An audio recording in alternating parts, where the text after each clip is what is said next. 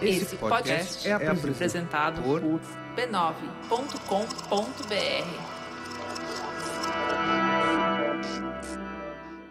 Oi, tudo bem? Tá começando mais um episódio do Põe na Estante, mas antes vamos para os recados de sempre. O primeiro é que na semana que vem tem novidade na Rádio Guarda-Chuva. Fica de olho nas nossas redes sociais, @guardachuvapod no Twitter e no Instagram, para saber o que está acontecendo e o que vem por aí. Quem se junta a nós? Estamos muito ansiosos na expectativa por mais um podcast feito por jornalistas. E além disso, antes de começar, também quero indicar um podcast que agora também faz parte da Rede B9, o História Preta. Vai lá ouvir, porque tem muitos episódios de altíssima qualidade, é um conteúdo muito bom e eu recomendo que você tome uns minutinhos aí para ouvir. São episódios curtos, de até 40 minutos mais ou menos, e vale a pena escutar o História Preta. E agora, para a gente começar, uma última coisa. Esse episódio tem algo de especial. A gente vai falar sobre um livro da Cidinha da Silva, escritora mineira, e ela fez uma participação especial, fez a gentileza de gravar a leitura de um dos contos, um conto do qual ela gosta muito nesse livro, e ela explicou por que ela gosta desse conto. Essa leitura tá só lá no fim do episódio, então escuta essa conversa até chegar lá na leitura da Cidinha. Sobre os trechos de leitura que eu faço, vale dizer que alguns dos contos eu li inteiros, na íntegra, outros eu li só um trecho. Vamos lá? Este podcast é uma produção da Rádio Guarda-Chuva. Jornalismo para quem gosta de ouvir.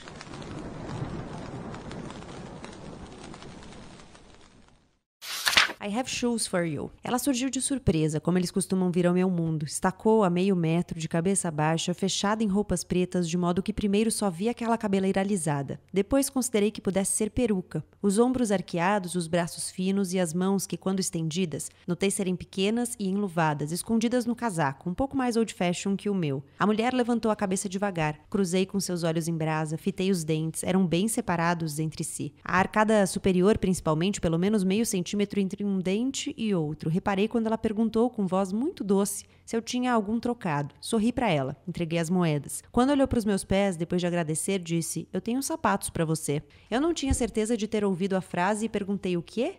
"Eu tenho sapatos para você." Ela repetiu com a voz doce que eu já contei que ela tinha. Mensagem entendida, agradeci e assegurei que estava bem com os meus sapatos, não precisava de outros não. Ela riu com aqueles olhos vermelhos. Seguiu seu caminho e eu percebi um andar torto, sapatos grossos e pés que pareciam carregar o dobro de seus 70 quilos. Eu ali, parada na esquina da Martin Luther King Jr., com a 29ª, à espera da amiga dominicana que nunca chegava na hora, mal dizendo o atraso porque naquele momento o frio cortava e a mulher me ofereceu sapatos porque achou que eu passasse frio. E ainda aquele casaco de tantos invernos, eficiente, mas velho. Ali no Harlem de classe média, ela julgou que eu era da rua, do Harlem profundo, como ela. Isso tudo só pensei depois. No momento em que a mulher saiu andando, escrutinei meus pés, arrepiei quando ergui a cabeça em sua direção e não a vi mais. Observei os lugares à volta a ver se descobria alguma porta, algum buraco onde ela pudesse ter se metido. Avistei um segurança particular de quarteirão fumando e acertando a touca na cabeça. Quis perguntar a ele pelo paradeiro da mulher, tentada a receber os sapatos. Os 19 contos que compõem um Exu em Nova York olham para questões contemporâneas sob a mediação do encontro entre dois mundos, o físico e o espiritual. Daí Exu, essa entidade mediadora, que ganha fama de comunicador por conseguir fazer a conexão entre os dois planos, que reúne características do material, do carnal, da vida terrena, com a elevação e a sublimação sobre-humanas. As breves histórias oníricas do livro são concretas, factíveis, mas são também cheias de elementos mitológicos e simbólicos. Exu está lá, assim como estão outras figuras que nos relembram da diáspora africana. Tudo em um contexto atual, que recorta indicadores e marcadores como raça, gênero, sexualidade e classe. Um Exu em Nova York é o segundo livro de contos da mineira Cidinha da Silva e é o tema desse episódio do Põe na Estante, que já começou.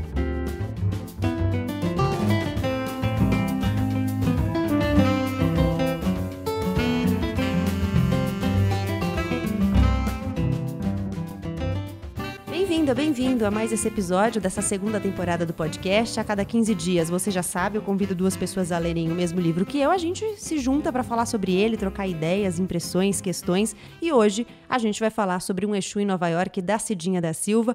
Eu convidei a Maitê Freitas e o Lucas Verzola para estarem aqui. Obrigada por terem vindo. Queria que vocês mesmos se apresentassem. Maitê Freitas, quem é você? Laroye Exu, né? Pedi licença aqui para falar sobre essa obra. Eu sou mestra em estudos culturais e trabalho com escritos de mulheres negras e com memória do samba, a partir da produção de mulheres negras no samba. Tenho uma editora chamada Oralituras, que edita livros de mulheres negras e tenta criar caminhos de facilitação para a produção literária de mulheres negras e indígenas e também homens negros e homens indígenas, porque de uns tempos para cá os homens começaram a me procurar para editar. Eu falei, tudo bem, a gente pode criar uma cota. Então, é esse o meu trabalho, trabalho com memória e memória afro-brasileira. Lucas Verzola. Eu sou Lucas Verzola, eu sou escritor e editor da revista Lavoura. Bom, eu acho que ela abre o livro com chave de ouro, né? A gente fala normalmente que as coisas fecham com chave de ouro, eu acho que ela abre com chave de ouro, porque esse conto, que ela fala dos sapatos e tudo mais, pra mim é o conto mais marcante do livro, um livro que eu tive dificuldade pra ler, porque eu precisei ler alguns contos mais de uma vez. Ela faz muitas referências que eu não tinha, por exemplo, das religiões de matriz africana, e apesar de, por exemplo, eu ser frequentadora da Umbanda, eu não tinha várias referências que ela usa, ou as minhas referências passavam por outro lugar. Eu até falava com a Maitê antes da gente começar a gravar que na Umbanda, por exemplo, Exu não é considerado um orixá, ele é considerado uma força, uma essência e tudo mais, mas ele não é considerado um orixá. Mas de qualquer forma, ele tem esse papel de comunicador também, né?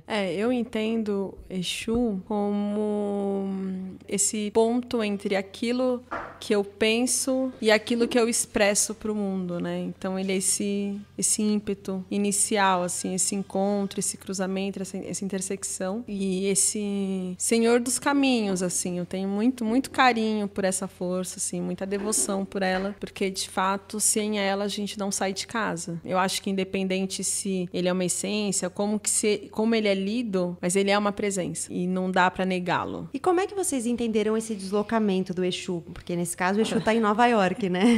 E sabe que tem uma coisa bonita? Quando eu estive em Moçambique, algumas pessoas falaram assim, mas como que será essa coisa, né? Alguns amigos meus, quando souberam que eu ia, assim, como será essa coisa dos orixás em Moçambique e tudo mais? E a gente fica, às vezes a gente tem uma impressão, né? O nosso desconhecimento sobre a África, sobre o continente é tão grande que a gente acha que tudo é orixá. Mas eu acho que não, acho que tudo é força de manifestação. E os orixás, a gente os encontra aqui nessa diáspora, porque quando você vai pra Nigéria, pra Benin, você entende que a cultura dos orixás é outra, tem outras camadas, assim, é muito mais complexa e de um cotidiano do que em relação à nossa afro-religiosidade brasileira. Mas essa coisa do Exu lá foi muito forte, porque em Maputo tem muitas encruzilhadas, né? E toda vez que eu passo numa encruzilhada, eu saldo ele. Peço licença e vou saudando, assim. E aí lá eu olhei e falei assim, que interessante isso, né? Porque eu posso não ter eu posso não ler as outras manifestações da natureza aqui, como eu leria se eu estivesse na Bahia, mas Exu eu consigo ler e consigo sentir a presença dele. Então, de fato, acho que é uma força que ela é muito andarilha e que ela tá em todo mundo e ela se faz presente, assim. Seja o nome que tiver que dar. Lá em Moçambique eu dei o nome de Exu, mas não sei qual seria o nome dele tradicionalmente lá.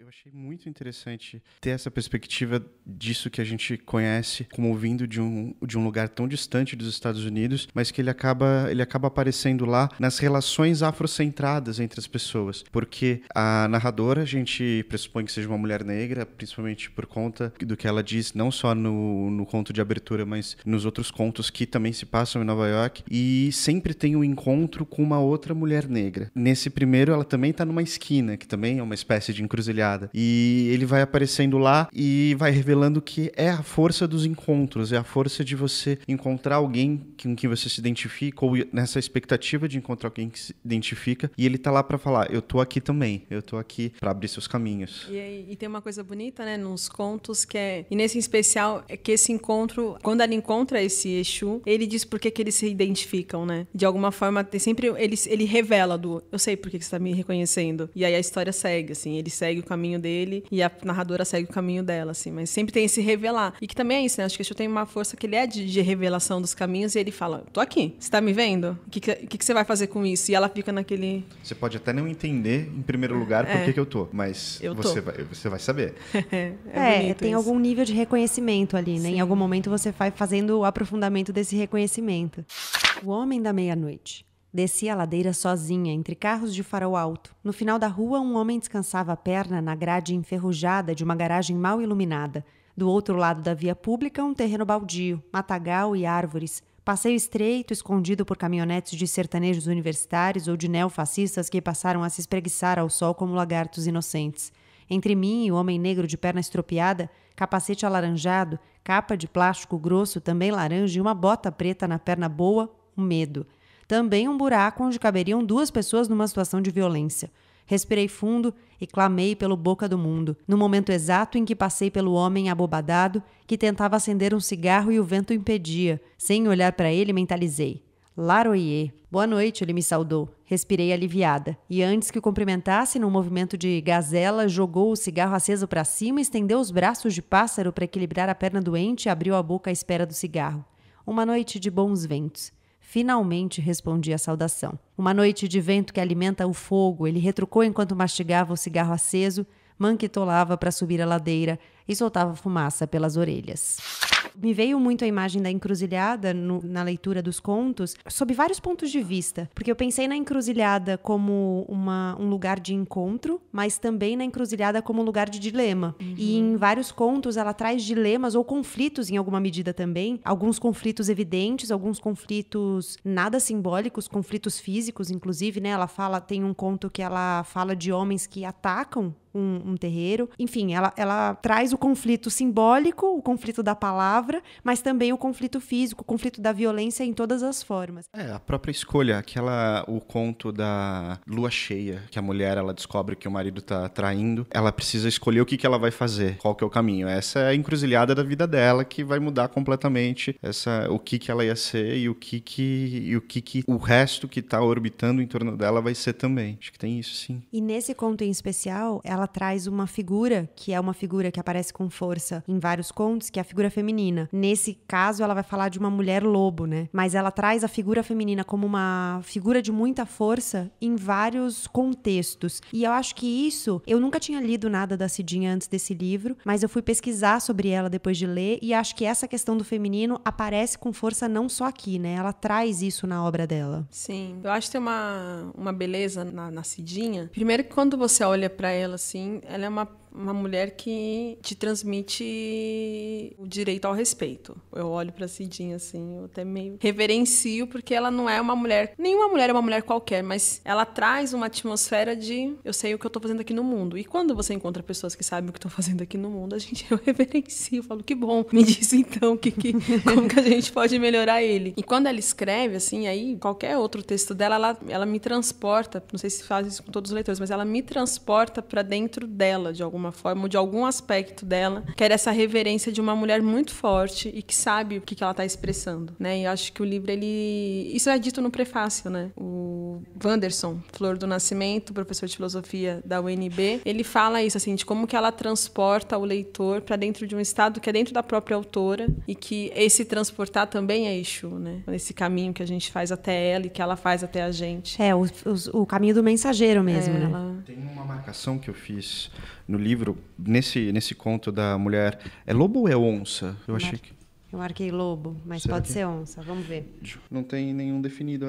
Olha que camada linda do conto, de não revelar e a gente conseguir... Que loucura, né? Eu achei que foi mulher lobo, você achou que foi mulher onça, a gente ficou aqui procurando no conto e, na verdade, ela não fala nenhum dos dois. A gente é que fez a leitura, né? Sim. Nossa, isso é muito bonito, eu até arrepiei. Talvez seja lobo por conta da lua, etc. Eu acho que foi por isso que eu associei com lobo, por causa da lua. Mas o que eu ia falar, em primeiro lugar, deste conto, foi uma marcação que eu fiz, escrevi mulher real, que é a questão de ter uma perspectiva de uma mulher real, porque ele é um conto que a gente conhece essa história, é uma história que ela foi contada 1 milhão de vezes por homens. Essa história da mulher traída que vai lá e se vinga e que claramente por homens terem outro tipo de experiência, descreveriam de outra forma. Essa descrição da mulher seria uma descrição da mulher da perspectiva do homem e com certeza se um Rubem Fonseca da vida fizesse esse conto com violência, um conto que tem sangue, ou um conto que tem vingança, ele focaria em outros aspectos. Ele focaria,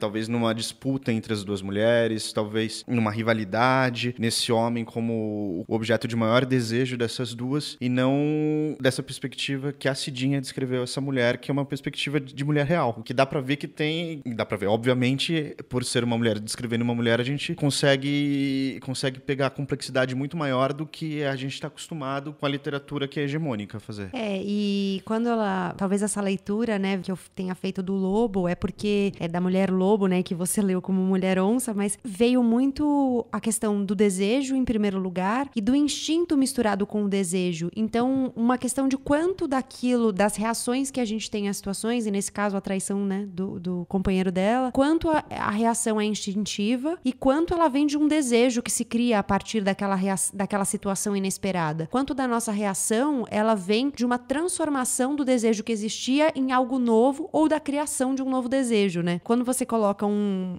animal como mistura ali com essa imagem, você mistura um elemento que eu acho que também passa pelo desejo, mas um desejo totalmente não racionalizado. Se é que os desejos são racionalizados, mas assim, por onde passa o nosso desejo exatamente? Mas penso que o nosso desejo, por exemplo, é diferente do desejo de um animal e talvez eles se misturem em alguma medida, sabe? Sim, por conta da contaminação cultural, etc. A gente cria desejos que são demandas da cultura que se transforma naquilo que a gente vai desejar. Acho que uma das perguntas que eu mais me faço é se aquilo que está acontecendo, se aquela reação que eu tenho, se aquilo que eu tô desejando é um desejo genuíno meu ou se é o que o mundo espera de mim, sabe? Eu me faço essa pergunta com muita frequência. Eu tô querendo isso porque eu quero mesmo ou porque eu acho que o mundo espera isso de mim? Eu acho que essa é uma pergunta de Exu, né? Que a gente pode, assim, são essas encruzes do tipo, mas o que eu quero manifestar para o mundo? Porque se Exu é manifestação, é a palavra, né, é força de expressão, então o que a gente expressa? A gente expressa aquilo que a gente traz em conexão, e aí cada um tem a sua forma de entender isso, né? Em forma da sua... Eu entendo como uma intuição mais espiritualizada para aquilo que eu venho fazer nesse plano, ou eu faço aleatoriamente? O que me move? Quando a gente se pergunta o que nos move, essa pergunta é uma pergunta de Exu. Eu estava pensando aqui nesse conto da lua cheia, às vezes eu tenho a impressão de que como se a Cidinha tivesse reescrito alguns mitos de orixás. Uhum. Quando você pega, assim, aquele livro, um clássico, né? Mitologia dos Orixás, Reginaldo Prandi, que tem várias histórias, tudo. Você vê que tem uns aspectos de cotidiano que quando você lê ali os mitos, você fala, nossa, mas que estranho, porque se são deuses, se são divindades, por que eles fazem coisas do cotidiano e tudo mais? E aí parece que ela transporta, de alguma forma, ela reescreve essa cosmogonia num estado cotidiano, assim. Quando você lê esse lua cheia, assim, é possível você encontrar alguns aspectos em outras histórias de orixás, assim. E não só nesse, eu acho que em outros contos ela também faz algumas releituras, né? Sim, sim. Eu também senti um pouco isso, mas as minhas referências eram um pouco limitadas para ter certeza se em que medida as releituras estavam acontecendo ou era uma criação totalmente original ali daquela história. Metal. O homem chamado Zebrinha subiu a escada de 3 em 3 degraus. Quando se aproximou de mim, ainda ria, satisfeito pela façanha das pernocas compridas em boa forma. Bom dia, como vai, tudo bem? Eu o cumprimentei com a deferência devida ao filho de um rei. Quem mal vai com o povo de Ogum? E me lançou aquele olhar opaco e um riso de canto. Antes de continuar a conversa, olhei através dele. Estava concentrada nas dores e nódulos do vasto lateral, querendo entender como um aparente problema no joelho tinha origem no músculo da coxa, que por sua vez estava inquilizado por inseguranças do pé durante a caminhada. Pensava também na personagem frouxa do conto que precisava acertar, na crônica que teimava em ser um conto fraco, na carta que fingia ser crônica. Hein? Exigiu-me uma resposta. Mal algum, respondi de volta à cena. Toquei seu ombro e disparei. Mal não há no caminho dos filhos de Ogum, nem no meu, amiga dos filhos dele. Zebrinha Onirê gargalhou e seguiu seu rumo, foi guerrear com os ferros. Eu fiz o caminho das ásanas e das agulhas para liberar o portal dos 4 mares. Uma coisa que eu gostei muito no livro, e eu gosto muito de livros assim, é que nada é óbvio. Eu não achei nenhuma resposta fácil no livro. Tanto é que, não só pelas referências, mas por várias das questões que ela propõe e que ela coloca, dos dilemas e das encruzilhadas dos quais a gente falou, não tem nada não tem nada clichê, não tem nada, sabe, que repetiu de alguma maneira questões que eu já trazia no meu repertório. Talvez porque ela fale de um lugar diferente do meu, né? com um repertório e uma vivência diferente da minha, mas acho que também porque ela é essa escritora que não entrega as respostas para o leitor. Eu acho que ela propõe muitas perguntas e aí fica aí para você, joga pra galera. Mas é isso que Cidinha é, né? Ela não é uma mulher de respostas, assim. Ela é uma mulher que traz perguntas e ela é uma mulher do silêncio, sabe? É uma autora do silêncio. Então, eu acho que o livro, ele tem isso mesmo, assim, encerra-se um conto, aí quando eu li o primeiro conto, eu fiquei assim, tá, mas e agora? Pra onde será que ela foi? Quem chegou? Quem não chegou? Como é que foi? E o livro inteiro é isso, né? Ela nos coloca nessa encruzilhada meio de pra onde que a gente vai. Uhum.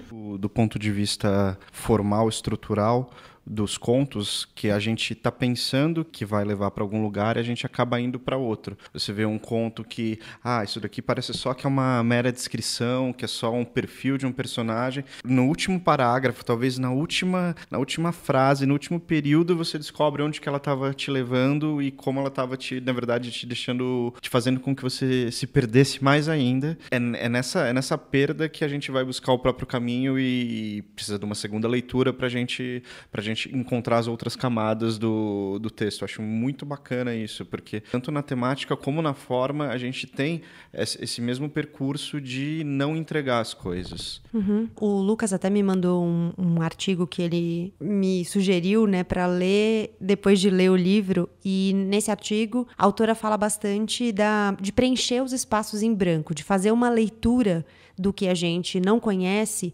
considerando um repertório que a gente não tem. Então, fazer exatamente esse olhar de, olha, a gente tem mais uma convidada hoje, convidada extra aqui no Põe na Estante, de você fazer essa leitura com um olhar estrangeiro, que é um pouco o que ela apresenta logo de cara, né? Então, nesse primeiro conto, por exemplo, ela vai falar de uma mulher que é estrangeira, se descobre estranha em um lugar, mas que em alguma medida tem um reconhecimento, e que quando a gente faz a leitura, ela propõe o seguinte: olha, talvez você tenha que reconhecer que tem lacunas que você não vai conseguir preencher, porque você não tem as ferramentas para preencher essas lacunas. E isso é importante para você entender que você não tem todas as respostas para aquele livro, para aquela obra, né? Que é a riqueza da literatura, né? Se ela viesse já pronta e tudo mais, a gente não teria literatura. E acho que tem um outro aspecto interessante também no caminho dos contos, que é a impressão que eu tenho é que ela cria um xirê, né? De alguma forma, ela vai trazendo outros orixás para dentro da história, que não só Exu. Então, tem um conto em que ela cita Ogum, tem um outro conto que ela vai citar Xangô, né? E isso é bonito também, mas é todos eles sempre em relação ao encontro, né? Em relação a esse outro orixá maior, que é Exu. Válvulas. Eu não era assim. Quando ainda acreditava no amor, não precisava de drogas. Substituí o encanto perdido pela fé num ilusionista. Ele fingiu que limpava minha alma, mas não colheu folhas para a cama, não macerou ervas por banho. Empurrou-me um ebó fast food, fogo amigo e dardos, disparados enquanto se fingia de pai do segredo. Em agonia, sangrei, sequei, morri lentamente. Renasci e procurei um pastor. Ouvi pregações, troquei o sabão da Costa pelo industrializado e, ao invés de salvação, apareceu o Salvador em meu ateliê. Elogiou meu trabalho feito na rocha, disse que as esculturas falavam, que meu desespero e minha dor continuavam ali, principalmente nas mãos. Profetizou que as emoções humanas também precisavam ser alimentadas, que Deus era magnífico, mas não saciava todas as fomes do mundo. Ele tocou minhas tranças, apertou meus ombros e sussurrou que sabia do fogo que queimava as entranhas das filhas de Cam. Revelou um parentesco distante com Cam e talvez isso fizesse ter aquela sintonia comigo. Disse que era a água que eu precisava, pura e espessa, reservada só para a esposa, mas ele abriria exceção para mim. E me deitou na mesa com uma força contida, desabotoou o cinto, transpirante e arfante como um bode velho e impotente. O ar abafado queimava minha pele. O vento, meu amigo de eras, abriu a janela de rompante e derrubou no chão pequenas peças inacabadas. Acordei, rodei minhas saias. O vento espanou tudo e jogou aos meus pés a adaga que apanhei no susto. Risquei o chão e despachei para as águas profundas aquele homem dos infernos. Abri os olhos, ainda com a cabeça baixa, e olhei tudo à volta. O mundo rodava e retomava o prumo. Recolhi as peças quebradas e a paz me sorriu largo. Comecei o concerto pelo que havia sobrado de mim. Eu li uma entrevista da Cidinha em que ela fala bastante sobre ser artista e ser ativista. E ela diz que não se considera mais ativista porque ela não está mais dentro de coletivos, né? Ela hoje está se dedicando à literatura integralmente, saiu de coletivos, ela já presidiu, por exemplo, o Instituto Gueledés, né? Mas hoje ela diz que não faz parte dos coletivos e ela considera o ativismo nesse sentido estrito de estar dentro de um coletivo. Mas no livro, eu acho que ela tem muito de ativista. Eu considero outra dimensão do ativismo, né? E eu acho que ela tem muito do ativismo. E como eu falei no início, ela traz muitos marcadores para a pauta. Então ela vai falar da questão racial, ela vai falar da questão de gênero, ela vai falar da questão de sexualidade, né? Ela traz os LGBTs para a pauta em alguns contos, ela vai trazer esse recorte. É curioso como, mais uma vez, ela não é óbvia, porque se você não percebe a entrelinha, você não entende que ela tá falando de racismo, de sexismo, de homofobia e tudo mais, né? Ela fala até de gentrificação, né? É de verdade. racismo religioso. Muito, de racismo religioso. Eu acho que o racismo religioso talvez seja o mais evidente de todos eles, né? Que aparece com... Mesmo se você faz uma leitura mais superficial, assim, você pega o racismo religioso. Mas quando você olha, por exemplo, tem algumas questões da questão da sexualidade que não são evidentes. Você precisa passar ali várias vezes pelo texto para você entender. Tem um conto que começa com a pessoa pegando no sono com um livro específico, que é o livro Amoras, da Natália Borges Poleso. Esse é um livro de contos que se passam por mulheres lésbicas. Essa é uma marcação que você precisa ter esse repertório para você saber. Já é um sinal, não é nada por acaso. E acho que isso é uma grande marca de uma grande escritora, que é saber que cada elemento que está lá, ele cumpre uma função no texto e ele vai ser a chave de alguma coisa. Desse conto, é um conto que tá falando sobre homofobia, tá falando sobre os problemas de... Isso não é evidente, isso é o conflito pressuposto, e a chave é esse livro contemporâneo. E é isso, não dá pra descolar do nosso tempo, né? É um livro que, ainda que você consiga lê-lo em qualquer momento, ele tá muito urgente no sentido de falar de questões que estão colocadas hoje pra gente, das quais a gente não tem como fugir, porque a gente tá caminhando, inclusive, pra um lugar, especialmente quando a gente olha pro recorte brasileiro,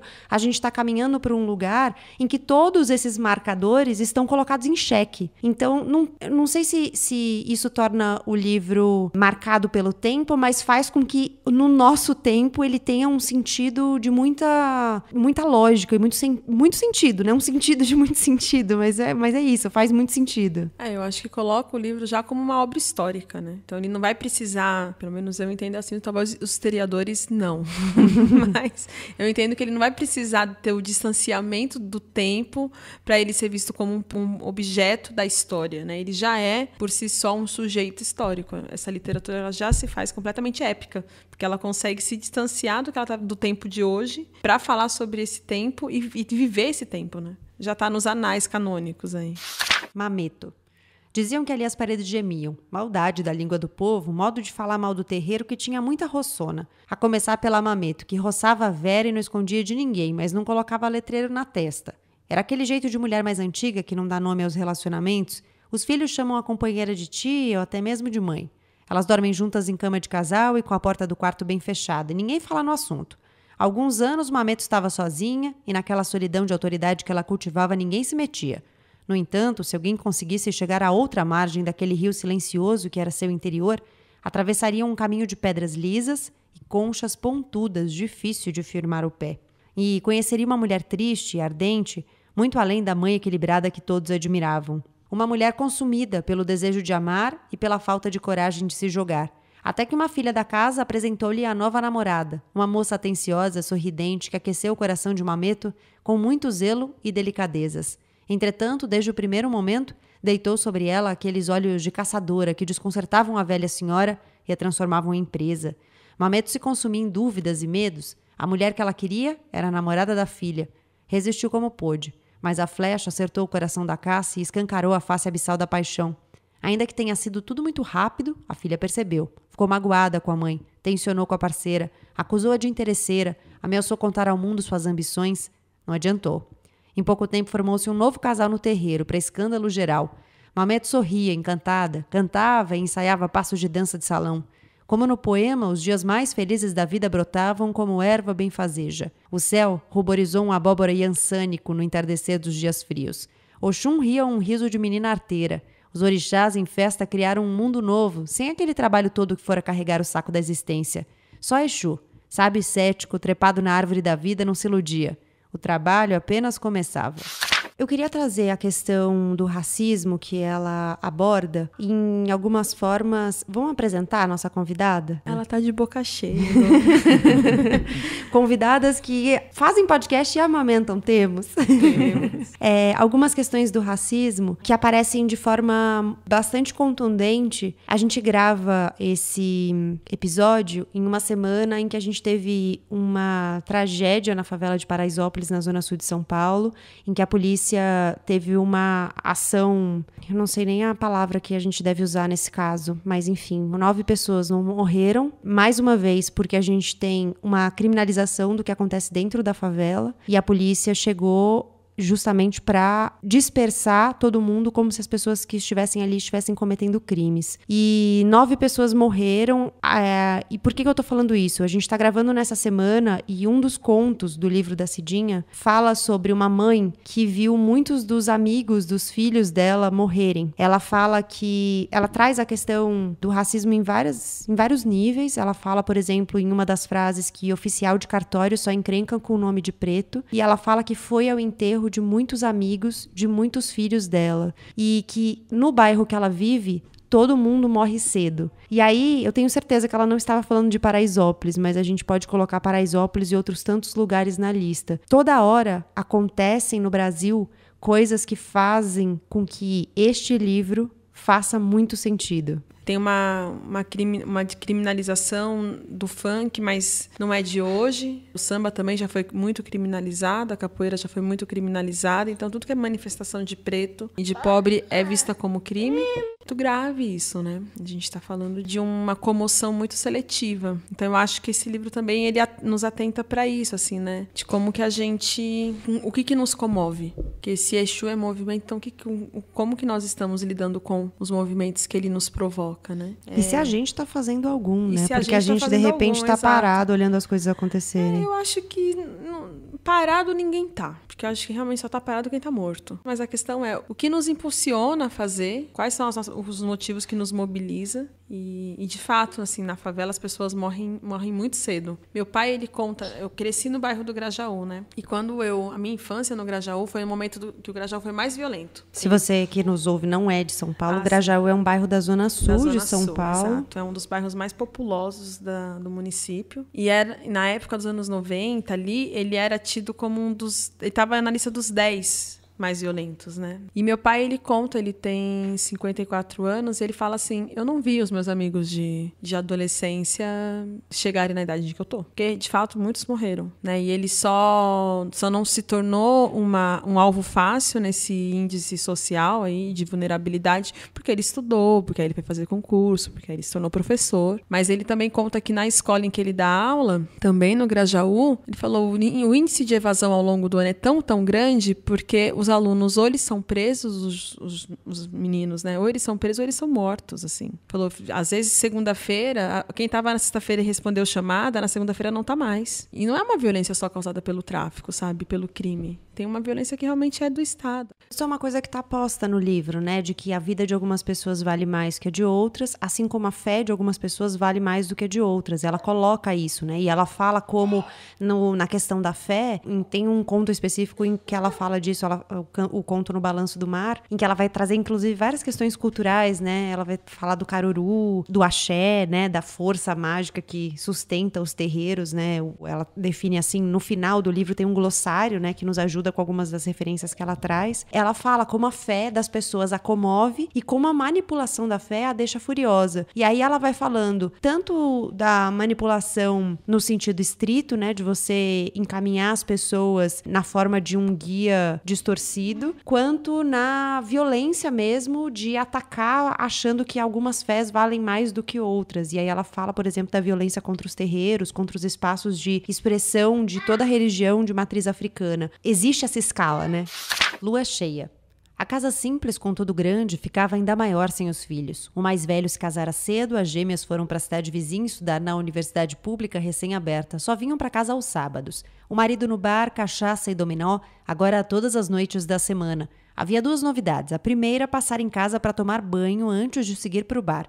A segunda, não procurá-la mais para o sexozinho semanal. Ela se perfumava, colocava a camisola preta, dava todos os sinais de que queria ser o homem. Mas ele chegava, cumprimentava, perguntava se as meninas haviam dado notícia, ligava a TV, jantava e dormia. Às vezes, no próprio sofá. Aos sábados, iam juntos para a feira vender as hortaliças. Naquele sábado, o marido não apareceu. Depois de 24 anos de casados, era a primeira vez que isso acontecia. Ele, às vezes, chegava com o raiar do dia, mas sempre aparecia para o trabalho na feira. Morrer não morreu, ela pensava. Notícia ruim vem a galope. Arrumou solução para o trabalho. Pediu a uma vizinha que dirigisse a caminhonete e foi vender as coisas. Trabalhou em silêncio, vendeu tudo, matutando onde o marido poderia estar. Até que era um homem bom, gostava muito dos filhos, era trabalhador e não batia nela, não gritava. Não era carinhoso, mas cumpria suas obrigações. Só no sexo é que ele não apitava mais e ela sentia falta daquela vizinha, pelo menos. Na volta para casa, em conversa com a vizinha, disse que achou estranho o jeito como algumas pessoas olhavam para ela, 2 amigos do marido em especial. Do que sabiam? Perguntou esperando a cumplicidade da vizinha. Recebeu informação sobre uma casa afastada, meia légua para cima da cabeceira do rio, já bem dentro da mata que o marido vinha frequentando. Talvez tivesse ficado perigoso voltar de madrugada e ele ficara por lá. Uns bezerros apareceram mortos, tinha bicho atacando. Perguntou se ela ia atrás do marido. Não iria.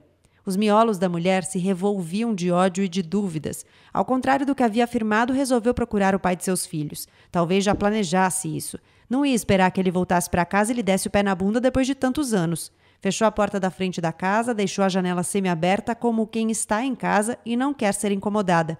Pegou o facão e saiu pelos fundos.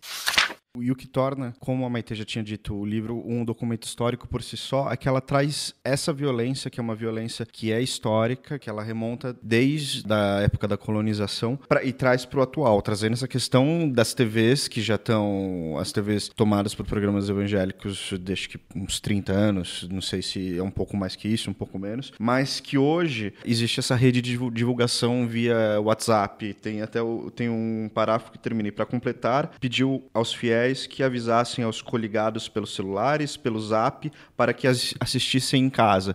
Então, são redes que são totalmente modernas, redes que têm esse alcance que é muito maior do que era a televisão quando começou isso, e que é um tema totalmente atual. Então, é uma questão que, mais um ponto que revela o livro enquanto um documento histórico, que é um documento que mostra o que é essa manipulação da fé com o uso de meios tecnológicos nesse 2019, nessa iminência de entrar na segunda década do século XXI. E tem uma coisa também, né? Pensar o quanto que Exu é endemonizado pelas igrejas neopentecostais, né? E mesmo pelas igrejas cristãs, de modo geral, né? Porque ele é decodificado na cor preta e vermelha, ele tem alguns símbolos que são tidos como símbolos satânicos, como um tridente, como que eles conseguiram demonizar essa força, que é uma força do encontro, que é uma força de mensageiro entre os mundos de baixo, os mundos de cima. Quando você fala que é um Exu em Nova York, você está dizendo também dessa figura de que, pelo olhar estrangeiro, pelo olhar que não conhece, é uma figura demonizada, é uma figura excluída, né? É marginalizada mesmo. O Exu é uma figura marginalizada. Sim, ele é esse homem que fica na rua, né? Esse homem, né? Essa energia que tá na rua, que é uma energia mundana, que é uma energia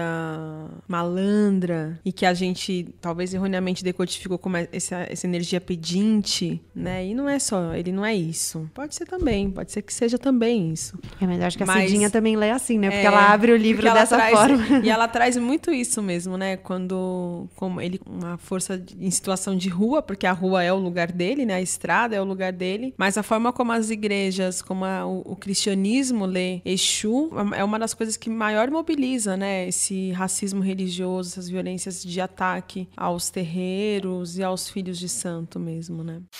No balanço do teu mar. A verdade é que te procuro em todas as festas de largo, por isso me escondo, evito a tristeza. Seu cabelo e altura são os pontos de referência para te encontrar na multidão. Os detalhes do teu rosto, o conjunto beleza, melanina, tonicidade de teus braços tão ímpares, não pensaria encontrar em outra mulher. De todo modo, bobagem minha, porque só a tua altura não mudaria. Mesmo o cabelo, se mantivestes o corte, pode estar prateado. Talvez não cedas mais à pressão das clientes para pintar os fios brancos. Tu, que como eu, Betânia, gostava imenso deles. O caso é que falta ter o espírito em festa nas festas que deveriam me alegrar, mesmo nas que não são de largo. Faltou você para salvar o homem de Luango, quase um Buda que quando criança nunca pôde ser um dos 7 meninos a comer caruru. As mães o tiravam da mesa sob a justificativa de ser grande. Isso o marcou tanto que hoje ele faz questão de ser o primeiro a comer caruru, depois dos meninos, nessas honrarias que nossas casas oferecem aos chicarangomas. E penso que se esse garoto tivesse tido a graça de te encontrar na infância, você corrigiria as mulheres todas. Gente, deixa o menino comer primeiro. Ele só é grande, mas é menino. Imagino que tu dirias ao ouvir uma das cantoras da minha predileção, uma mulher de Assé, que em nome da promoção da paz entre as religiões rezou um salve rainha no palco ao fim de uma canção. Eu não aplaudi e acho que você não aplaudiria também. Sobre o padre que interrompeu a liturgia da missa de Santa Bárbara por 4 ou 5 vezes para noticiar que uma rede de TV estava filmando tudo e transmitindo ao vivo. Para completar, pediu aos fiéis que avisassem aos coligados pelos celulares, pelo Zap, para que assistissem em casa. O que fica do livro para vocês? Eu acho que fica uma beleza de que a literatura de mulheres negras brasileira, ela é algo muito rica e muito diversa. E ela não é só autobiográfica, ela não é só uma literatura de conflitos existenciais, né? Ou só uma literatura denunciativa. Eu acho que ela é uma literatura muito rica e muito bem trabalhada com as palavras, porque você percebe que a Cidinha, a autora, ela tem muita consciência das imagens que ela quer criar e para onde ela está querendo te transportar. Isso é uma coisa muito rara e muito rica, que a torna uma grande escritora. Eu acho que também fica que a gente pode caminhar com a nossa ancestralidade para onde a gente quiser. Então, se ele está em Nova York, ele também pode estar em Tóquio. Ele pode estar onde a gente pode estar onde a gente quiser e que não tem fronteira para nossa expressão, assim, de que existe uma liberdade de expressão que ela, enfim, exercita aqui. Muito bonita. Eu acho que lendo e revisitando esses contos, depois de algumas chaves que a gente foi trazendo aqui, principalmente essa chave do encontro, essa chave da mensagem, que é o Exu, permite com que a gente leia de 2 maneiras. Tanto esses encontros que são inerentes dentro dos próprios contos, como o encontro de alguém, e nesse caso eu estou falando por mim, que não tem essa vivência que é trazida no livro, com essa realidade que ela descreve com tanta riqueza. E acho que até na 4ª capa, a Maria Valéria Rezende fala que ela não amortece nesse texto de 4ª capa. Acho que tem só um problema que pressupõe que o leitor que vai ser é um leitor que está onde a Maria Valéria Rezende está, que é onde eu estou, que é um leitor que não tem essa vivência, que está amortecendo. A gente não precisa também pressupor que todo leitor do livro vai ser esse, que acaba indo para um movimento de também transformar isso numa literatura que não seria considerada uma literatura universal, esse movimento, de falar, ela não amortece para o leitor, da mesma forma que quando a gente lê um livro que se passa num hospital cheio de termos técnicos de um médico branco, e ele não vai amortecer também. Por que se espera, por que tem essa expectativa de que haja um amortecimento para que seja mais amigável a um leitor que não está acostumado? Acho que não é por aí, mas para quem não é acostumado, de fato, não é fácil e não tem que ser. Eu acho que é uma marcação ética e estética ao mesmo tempo, de você descrever a forma como ela é e não deixar isso sem estar evidente. Eu acho que esse é o movimento que a Cidinha faz, e esse movimento do livro que fica é esse encontro que eu tive com esses mundos que não são meus, que trazem dilemas que são tanto universais, eles conversam, mas ao mesmo tempo eles são específicos desse mundo que ela descreveu. Tem um conto do livro em que ela fala sobre as batidas do tambor, né? E como as batidas do tambor podem ser. Ela fala, o tambor mineiro tem 4 jeitos de bater. Ele pode gemer a dor, o lamento, a agonia. Tem a batida de festa, de louvação, de alegria. A batida de fé e o aviso de perigo. E eu encontrei as 4 batidas no livro da Cidinha. Eu acho que ela faz ela encontra os 4 tons ali. E eu acho que Exu traz as 4 batidas, quando a gente pensa na simbologia dessas batidas, e o livro dela também traz tudo isso: a dor, o lamento, a agonia, a festa, a louvação, a alegria, a fé e o aviso de perigo. Agora com a palavra, Cidinha da Silva. Eu vou ler o conto Sarrainha, que é o conto que encerra o livro Exu em Nova York, e eu escolhi porque ele sintetiza bastante a amálgama, né, que eu procurei fazer no livro entre várias histórias, várias matrizes, diferentes personagens. A Rainha é muito em síntese disso. E é o conto que eu considero mais mineiro nesse livro, que é o meu livro mais mineiro. Sarrainha. Sarrainha está sentada na cama, de frente para o altar de Nossa Senhora do Rosário. Balbucia coisas que ninguém mais entende. Parece estar em permanente estado de oração. As perninhas balançam como a criança que ela está voltando a ser. Os dedos lentos passam uma a uma as lágrimas de Nossa Senhora. Termina as orações ou a conversa com aqueles que ninguém vê. Só ela. E se deita com as mãos pequenas em concha debaixo de um dos lados do rosto. Ela parece mesmo um anjo barroco. Aquele corpo minúsculo e rechonchudo. Quem imaginaria os 9 filhos paridos? Dorme, encolhe-se feito feto. Conversa, fala muito enquanto dorme. A filha, que ainda mora na casa, estende uma coberta sobre a mãe. Sente pena. A cabeça está à deriva. Sarrainha sobe na cama e tira de cima do guarda-roupas seus pertences de rainha. Acaricia cada um. A coroa, o cetro, o manto. Paramento. É dia de festa. Agradece a Nossa Senhora do Rosário por mais um ano. Faz as últimas recomendações sobre a cultura do povo. Pergunta ao filho que restou sobre a afinação dos cores. Vai sozinha para a rua, sem a corte real. Seu povo, que também acompanhou sua mãe, a primeira rainha, com tochas acesas pelas ruas da cidade do interior, porque o prefeito mandou cortar a luz para os pretos do reinado não saírem dos lados e cantando. Caminha até a inclusa central do Morro do Papagaio, abaixo da sede do Muquifo, prédio tombado pelos no percurso, reconhece pessoas, lutas, desapropriações, resistência popular, tiros, medo, angústias. O padre, amigo, a abraça quando ela passa pela igreja das Santas Presas. Oferece companhia. Ela não quer. Está bem. É só dela o cortejo. Outras pessoas a acompanham a uma distância reverente e cuidadosa, caso ela precise de algo. Foi sempre assim no morro, essa disposição para ajudar e estar junto. Às vezes chamam seu nome, pedem a bênção. Ora ela responde, ora não. Ninguém estranha. O vento fagocita sua memória e deixa no vácuo o que foi vivido e não é mais lembrado. Seu trânsito pelo país dos ancestrais está mais constante a cada dia. Chega a encruza, vê muita gente à volta. A mãe que iniciou o reinado, as tias, os tios, irmãs e irmãos. O pai, companheiro de todas as horas da rainha. Os olhos cansados se abrem e Sarrainha busca os filhos, 5 jovens que deixaram esse mundo fora do tempo. Mãe, ô mãe, chama o primeiro, vestindo o mesmo agasalho branco de capuz usado no dia de sua morte. Mãe, minha mãe, era o segundo, muito bem vestido, terno branco impecável, próximo a um carro importado. Mãe, mãezinha, me ajuda. Era o terceiro, mas tonto, com o capacete da moto na cabeça. Mãe, ah, mãe, não deixa matarem a gente. O quarto e o quinto a chamam juntos, abraçados e assustados, como morreram na porta do bar, de bonés e bermudas do tactel. Todos limpos, sem furos nas roupas, sem manchas de sangue, surpresos ao reencontrá-la ali, no lugar onde vagam. Sarrainha chora e agradece à Senhora do Rosário. Passa a mão pelo rosto de cada um dos filhos. Beija-os, fala da saudade. O povo vai se juntando, cerca a rainha, os meninos.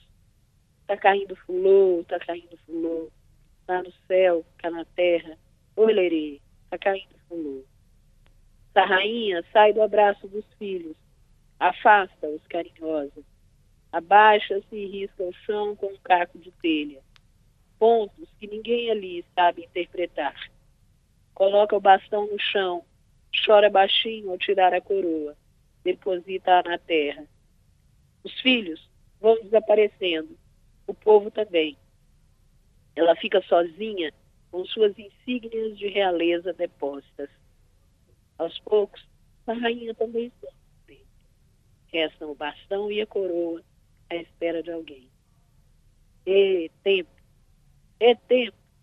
dará tempo.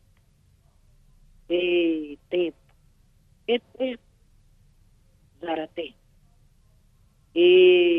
Tempo, dará tempo. A Cidinha da Silva é uma escritora mineira, ela tem 13 livros publicados, além de ficção para adultos e para crianças e adolescentes. Ela é graduada em História, né, vale dizer. Ela organizou 2 obras de não ficção e que são bem relevantes para a gente pensar ações afirmativas e relações raciais dentro e fora do contexto da leitura e da literatura. Ela já foi presidente, como eu falei, do Instituto Gueledés, trabalha no combate ao racismo e ao sexismo, né, o Instituto. Ela também fundou o Instituto Kwanzaa, que promove ações educativas e ações afirmativas focadas na população negra. Ela estuda uma área de difusão do conhecimento, que é justamente olhar para as políticas públicas, para a leitura, para a literatura e para as bibliotecas no Brasil, só que ela estuda essa área sob a perspectiva de africanidades. Então ela já tem esse olhar também fora da ficção que ela constrói. Um Exu em Nova York foi o vencedor do Prêmio Literário 2019, o Prêmio da Biblioteca Nacional na categoria Contos. É o segundo livro de contos da Cidinha. Maite Freitas, Lucas Verzola, obrigada por terem vindo. Vocês querem contar para as pessoas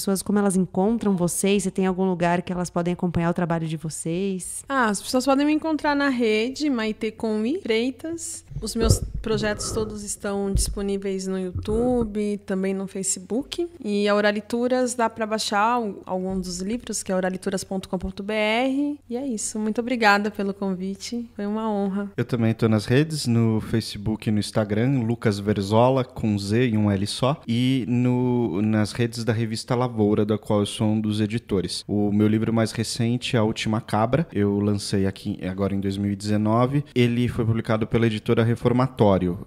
A gente consegue encontrar A Última Cabra tanto na loja virtual da Reformatório quanto nas livrarias, principalmente na Martins Fontes. Vou te ajudar na propaganda para dizer que o livro do Lucas também foi referenciado como um dos melhores de 2019 na 451. Eles convidam alguns dos editores da revista todo fim de ano para falar dos grandes lançamentos ali de cada ano, e está lá a sua obra, bem referenciada. Como a revista que eu edito é a Lavoura, eu dei uma de Raduan Nassar e não quis a cabotinagem, achei que seria demais eu falar. Faço por você. Obrigado, Gabriela, e obrigado também pelo convite, foi muito gostoso estar aqui com vocês. Obrigado, Maite, obrigado, Gabriela, aprendi muito, ouvi muito, vamos pra frente. Um Exu em Nova York, da Cidinha da Silva, da Palas Editora, tem 79 páginas. Eu sou a Gabriela Maier, cuido da produção, da pauta, do roteiro, da edição desse podcast, da captação também. Você encontra o Põe na Estante no Instagram como @põe-na-estante. Você encontra informações do Põe na Estante também nas minhas redes sociais, @Gabriela C. Maier no Instagram, Gabriela Maier no Twitter. Vai lá, a gente conversa, manda sugestões dos livros que você gostaria de ouvir por aqui, que a gente vai se falando. Nas redes sociais da Rádio Guarda-Chuva, você também vai ter todas as informações sobre os lançamentos e as novidades aqui do podcast, @guardachuvapod, POD, de podcast, tanto no Twitter quanto no Instagram. Em 15 dias, a gente se encontra de novo. Obrigada pela sua companhia e até lá!